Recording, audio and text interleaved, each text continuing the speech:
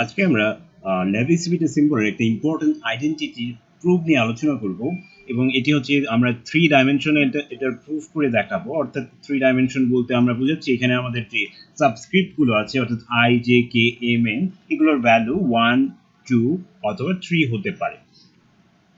So আমরা ফার্স্টে right hand side দিয়ে কাজ করি। সো রাইট হ্যান্ড সাইডে আমাদের আছে ক্রনিকার delta im times Kronecker delta Jn minus Kronecker delta In times Kronecker delta Jn. So আমরা জানি Kronecker delta Ij is equal to 1 when I equals to j and equal to 0 when I not equals to j. So আমরা যদি এই ডেফিনেশনটির কথা একটু মাথায় নিয়ে চিন্তা করি তাহলে আমরা বুঝতে পারছি যে রাইট হ্যান্ড সাইডের ভ্যালু অবভিয়াসলি কি হতে পারে। আমরা জাস্ট একটু চিন্তা করে নিই। আমাদের ক্রনিকার ডেল্টার ভ্যালু যেহেতু 1 অথবা 0 হতে পারে, তো তার মানে এই টার্মটির ভ্যালু হয় 1 হবে অথবা 0 হবে। একইভাবে এই টার্মটির ভ্যালু হয় 1 হবে অথবা 0 হবে। সো আমাদের রাইট হ্যান্ড সাইডের ভ্যালু কি হতে পারে? একটা হতে পারে রাইট হ্যান্ড সাইডের ভ্যালু 0 when আমাদের এই টার্মটাও 0 এবং এই টার্মটাও 0। ইন দ্যাট কেস আমাদের রাইট হ্যান্ড সাইড 0 হয়ে যাচ্ছে। একইভাবে আমাদের এই টার্মটা 1 অর্থাৎ আমাদের এই ক্রনিকার ডেল্টা এবং এই ক্রনিকার ডেল্টা দুটোই আমাদের 1 দিচ্ছে লেটস সে, এবং এই ক্রনিকার ডেল্টা দুটো 1 দিচ্ছে। ইন দ্যাট কেস এটা 1 এটা 1, সো 1 মাইনাস 1 0 হয়ে যাচ্ছে। সো এটা একটা কেস হতে পারে। আবার আরেকটা হতে পারে আমাদের এই টার্মটার মান 1 এবং এই টার্মটার মান 0। সো এই টার্মটার মান 1 হবে কখন? যখন আমাদের এই ক্রনিকার ডেল্টা im এবং ক্রনিকার ডেল্টা jn এই দুটোই যখন আমাদের 1 হবে তখন এই এদের গুণফল 1 হবে, রাইট? এবং এই টার্মটা যদি 0 হয় লেটস সে, অর্থাৎ হতে পারে i not equal to n, in that case এই আমাদের এই সেকেন্ড টার্মটা 0 হয়ে যাচ্ছে, right? So in that case আমাদের রাইট হ্যান্ড সাইড কিন্তু 1 হচ্ছে। আরেকটা পসিবিলিটি হতে পারে আমাদের এই টার্মটা 0 অর্থাৎ এই দুটো ক্রনিকার ডেল্টা যে কোনো একটা অথবা দুটোই 0 লেটস সে, এবং এই ক্রনিকার ডেল্টা দুটোর মানই 1। ইন দ্যাট কেস আমাদের রাইট হ্যান্ড সাইড হয়ে যাচ্ছে -1, রাইট? এছাড়া কি আর কোনো পসিবিলিটি আছে? এছাড়া কিন্তু আমাদের আর কোনো পসিবিলিটি নাই রাইট হ্যান্ড সাইডের ভ্যালু।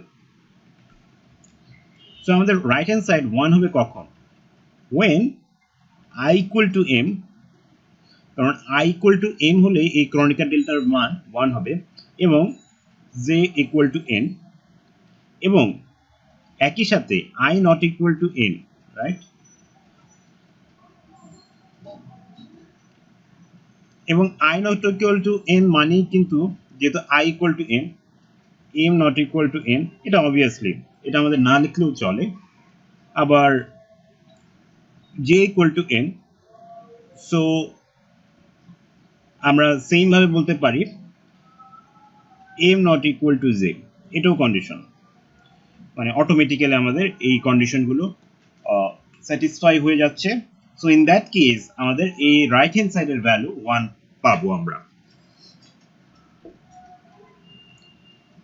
আমাদের বেসিক্যালি জাস্ট আমরা যদি i not equal to n লিখি তাহলে কিন্তু আমাদের আসলে পুরো কন্ডিশনটা হয়ে যাচ্ছে, কারণ বাকি এই যে m not equal to n, m not equal to j, এগুলো কিন্তু অটোমেটিক্যালি বাকি কন্ডিশনগুলো দ্বারা স্যাটিসফাই হয়ে যায়। সো এটা আমরা না লিখলেও চলে আমাদের। এখন let's come to this part. So -1 হবে কখন? -1 তখনই হবে যখন আমাদের এই প্রথম টার্মটি 0 হবে এবং সেকেন্ড টার্মটি 1 হবে। সো সেকেন্ড টার্মটি কখন 1 হবে? অবভিয়াসলি যখন আমাদের এই ক্রনিকার ডেল্টা এবং এই ক্রনিকার ডেল্টা দুটোই 1।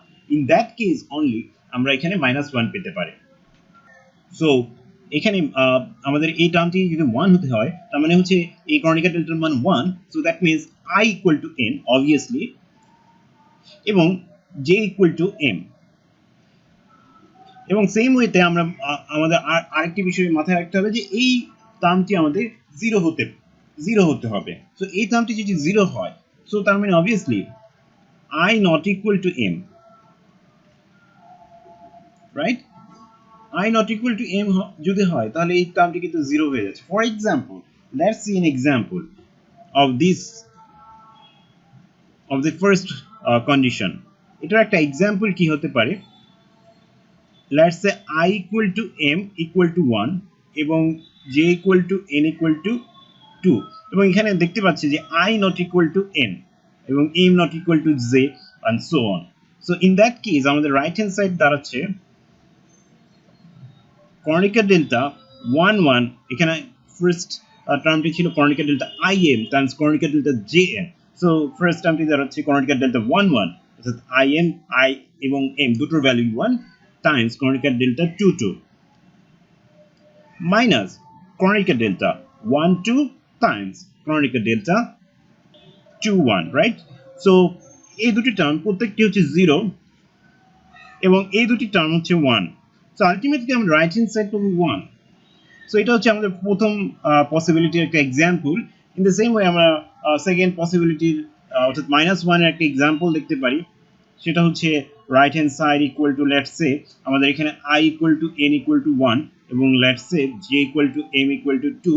ইন দ্যাট কেস আমরা পাচ্ছি right hand side is equal to আমাদের প্রথম পার্টি ছিল Kronecker delta im অর্থাৎ Kronecker delta 1 2 times Kronecker delta gn অর্থাৎ Kronecker delta 2 1 in that case, and Kronecker delta in means Kronecker delta 1 1 times Kronecker delta 2 2, right?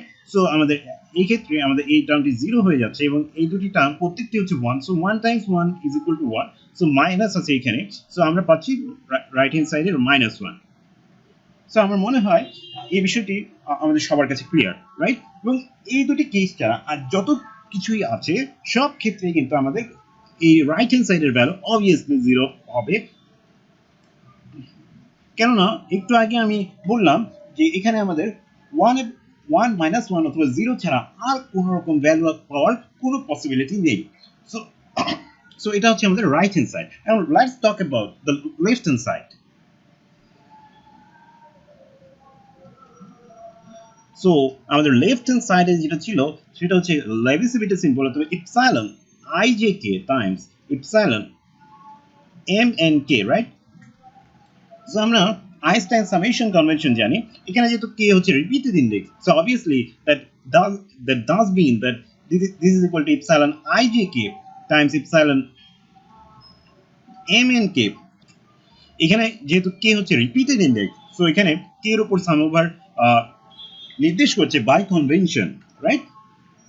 অর্থাৎ এটাকে আমরা যদি ভেঙে লিখি, এই ক্ষেত্রে যেহেতু আমাদের এখানে সাবস্ক্রিপ্টের ভ্যালু 1 2 অথবা 3 হতে পারে, কারণ আমরা 3 ডাইমেনশনে কাজ করছি. সো এটাকে যদি আমরা ভেঙে লিখি তাহলে আমরা পাচ্ছি epsilon ij 1 Times epsilon mn1 plus epsilon ij 2 Times epsilon mn2 plus epsilon ij3 epsilon mn3. So this is the expanded form, right? So now let's have a look at the terms, right? So আমরা জানি epsilon ijk এর value কি কি হতে পারে. epsilon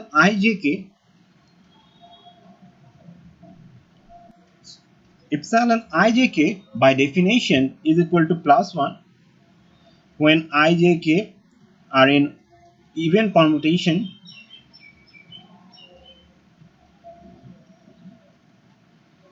-1 যখন হচ্ছে odd permutation, এবং 0 যদি হচ্ছে রিপিটেড ইন্ডেক্স থাকে.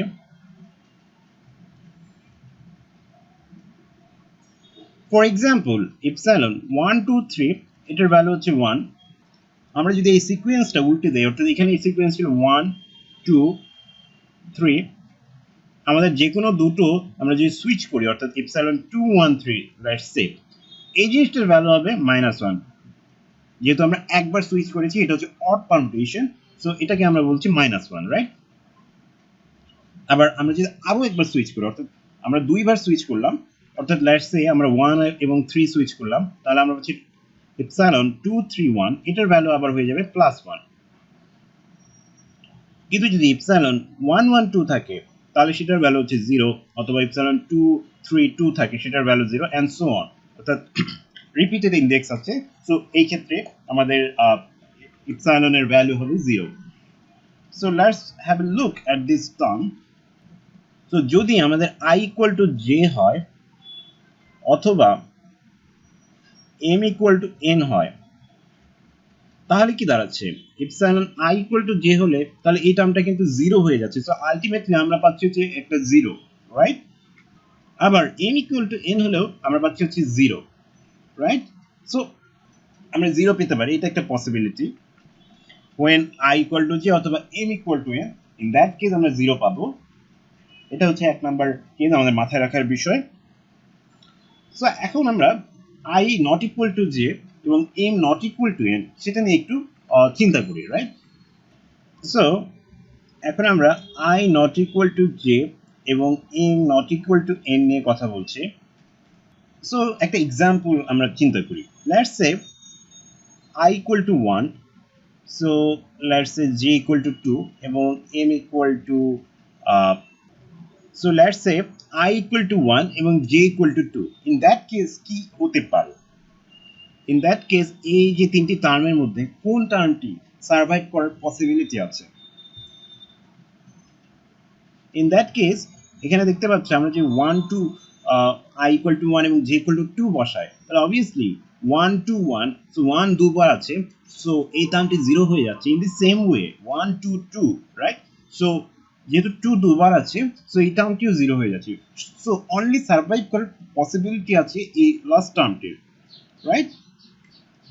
so যখন I not equal to j, তখন আমরা দেখতেই পাচ্ছি যে আমাদের এখানে এই যে তিনটি টার্ম আছে, এই তিনটি টার্মের মধ্যে জাস্ট একটা সার্ভাইভ করতে পারে।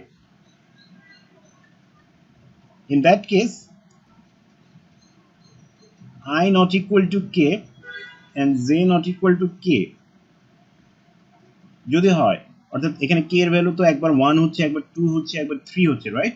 এখন এই যে তিনটি টার্ম, এই তিনটি টার্মের মধ্যে যখন k এর ভ্যালু i এবং j এর সমান না হবে, in that case only there is a possibility of getting non-zero term.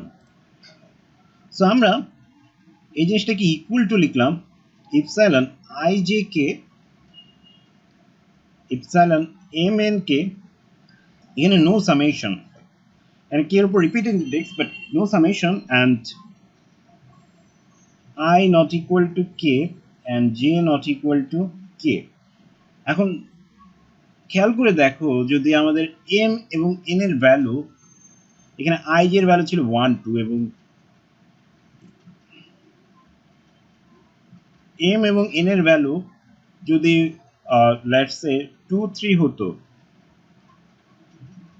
আর এখানে k এর ভ্যালু হচ্ছে 3, রাইট? আর m এবং n এর ভ্যালু যদি 2 3 হতো, ইন দ্যাট কেস আমাদের ইপসাইলন m n k এই জিনিসটা কিন্তু 0 হয়ে যেত, রাইট? সো আমরা লেফট হ্যান্ড সাইডে 0 পেতাম। আমরা নন জিরো কি কি পসিবিলিটি আছে সেটা নিয়ে ফার্স্টে আমরা কথা বলবো, রাইট? সো যদি আমরা নন জিরো কেস চিন্তা করি, so in that case obviously আমাদের m n এর ভ্যালু 2 3 না হয়ে কিন্তু এখানে আমাদের i j ছিল 1 2, সো m n এর ভ্যালু কিন্তু 1 2 হতে হবে যদি আমরা নন জিরো ভ্যালু পেতে চাই, রাইট? সো লেটস সে এখানে i j এর ভ্যালু 1 2 এবং m n এর ভ্যালু 1 2, অর্থাৎ i j এর ভ্যালু যে দুটি, m n এর ভ্যালু সেই দুটি একই, এবং k হচ্ছে অন্য আরেকটি যেটি বাকি থাকে। অর্থাৎ যদি i j এর ভ্যালু 2 3 হয়, তাহলে m n এর ভ্যালু 2 3 এর ভিতর কিছু একটা, অর্থাৎ m equal to 3 n equal to 2 অথবা m equal to 2 n equal to 3 and k equal to যেটি বাকি আছে অর্থাৎ 1, রাইট? ইন দ্যাট কেস আমরা নন জিরো ভ্যালু পেতে পারি আমাদের রাইট লেফট হ্যান্ড সাইড থেকে, রাইট? সো আমরা ধরে নিলাম এমন একটি কেস নিয়ে আমরা ফার্স্টে কথা বলি, ওকে? সো ইন দ্যাট কেস আমাদের এই যে ইপসাইলন i j কে এখান থেকে আমরা হয় +1 পাবো অথবা -1 পাবো। আমরা কিন্তু জিরোর যে পসিবিলিটি ছিল সেটা ফার্স্টে আমরা বাদ দিয়ে দিয়েছি, কারণ আমরা ধরে নিয়েছি যে আমাদের এখানে i j k এবং m n k তিনটি হচ্ছে ডিফারেন্ট। একইভাবে ইপসাইলন m n k এটার পসিবল ভ্যালু হচ্ছে +1 অথবা -1। সো এই দুটির গুণফল কি কি হতে পারে? এই দুটির গুণফল হতে পারে +1 হতে পারে, -1 হতে পারে, রাইট? এখন +1 কখন হবে? +1 হতে গেলে আমাদের এখানে ij k এবং mn k, অর্থাৎ লেটস সে ij k হচ্ছে 1 2 3 এবং mn k হচ্ছে 1 2 3। ইন দ্যাট কেস আমরা এটার ভ্যালু হচ্ছে 1 এবং এটার ভ্যালু 1, সো 1 টাইমস 1 প্লাস 1, এটা একটা পসিবিলিটি। আরেকটি পসিবিলিটি আছে, সেটা হচ্ছে ইপসিলন লেটস সে 213 এবং ইপসিলন 213। ইন দ্যাট কেস আমাদের এটার ভ্যালু হচ্ছে -1 এবং এটার ভ্যালু হচ্ছে -1, so -1 Times -1 that gives me +1, right? So এটা আর একটা পসিবিলিটি আমাদের +1 পাওয়ার। সো আমরা স্ট্রেইট অ্যাওয়ে আমরা বুঝতে পারছি যে আমাদের এখানে আমরা +1 পেতে গেলে অবভিয়াসলি আমাদের i ইকুয়াল টু m হতে হবে এবং j ইকুয়াল টু n হতে হবে। কেননা যদি এমন হয় ইপসিলন 1 2 3 এবং অন্যটি হলো ইপসিলন 2 1 3, রাইট? অর্থাৎ i এর ভ্যালু হচ্ছে 1, j এর ভ্যালু 2, k এর ভ্যালু 3, m এর ভ্যালু 2, n এর ভ্যালু 1, k এর value 3, right? In that case আমরা এখান থেকে পাচ্ছি কিন্তু +1 আর এখান থেকে পাচ্ছি -1, right? So +1 Times -1 that gives me -1. So in that case -1 power condition হচ্ছে অবভিয়াসলি আমাদের i ইকুয়াল টু n হতে হবে এবং j ইকুয়াল টু m হতে হবে, right? i equal to n and j equal to m। and এখানে কিন্তু আমাদের আরেকটি কন্ডিশন ছিল, সেটি হচ্ছে i not equal to j, right? i equal to j হলে কিন্তু আমাদের এই জিনিসটি পুরো কিন্তু 0 হয়ে যাচ্ছে, সেটা আমরা আগেই আমরা বলে নিয়েছিলাম। আর i not equal to j মানেই হলো গিয়ে m not equal to n, যেহেতু i equal to m এবং j equal to n। আবার ইন দি সেম ওয়ে আমরা এই -1 এর কেসেও আমরা লিখতে পারি, এখানে আরেকটি কন্ডিশন ছিল, সেটি হচ্ছে i not equal to j which is the same as m not equal to n, right? কারণ এখানে i equal to n এবং j equal to n, so এখান থেকে আমরা এই জিনিসটিও লিখতে পারি। এবং আমাদের আরেকটি পসিবিলিটি হচ্ছে আমাদের এই পুরো জিনিসটি 0 হতে পারে।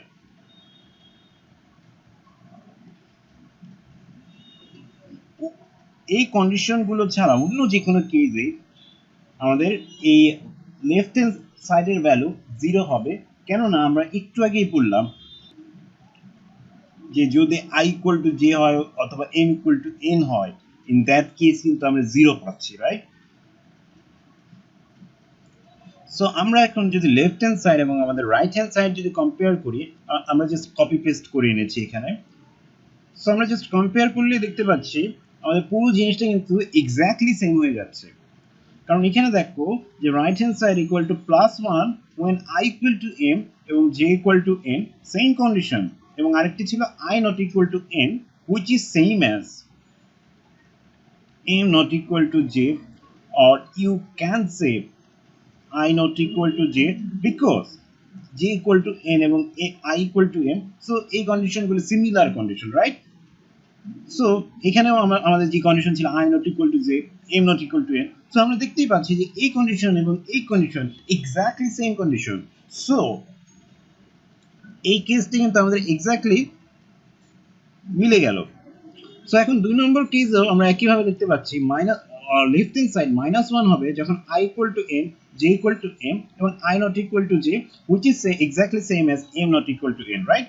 সো এখানে আমাদের রাইট হ্যান্ড সাইডেও -1 হবে যখন i equal to n, j equal to m এবং i not equal to m which is exactly same as i not equal to j because i equal to n এবং j equal to m, so in that case আমরা m এর জায়গায় just j লিখলেই আমরা এই কন্ডিশনটা exactly same condition কিন্তু আমরা পেয়ে যাচ্ছি। So this is also checked and 0 otherwise। So এখানেও কিন্তু এখানে কিন্তু লেফট হ্যান্ড সাইড এবং রাইট হ্যান্ড সাইডের +1 -1 এবং 0 ছাড়া আর কোনো ভ্যালু পাওয়ার কিন্তু কোনো পসিবিলিটি নেই। সো আমাদের 3 ডাইমেনশনের জন্য আমাদের লেভিস-লিমিট সিম্বলের এই ইম্পর্টেন্ট আইডেন্টিটি কিন্তু প্রুভড হয়ে গেল। সো থ্যাংক ইউ সবাইকে। সাথে থাকার জন্য।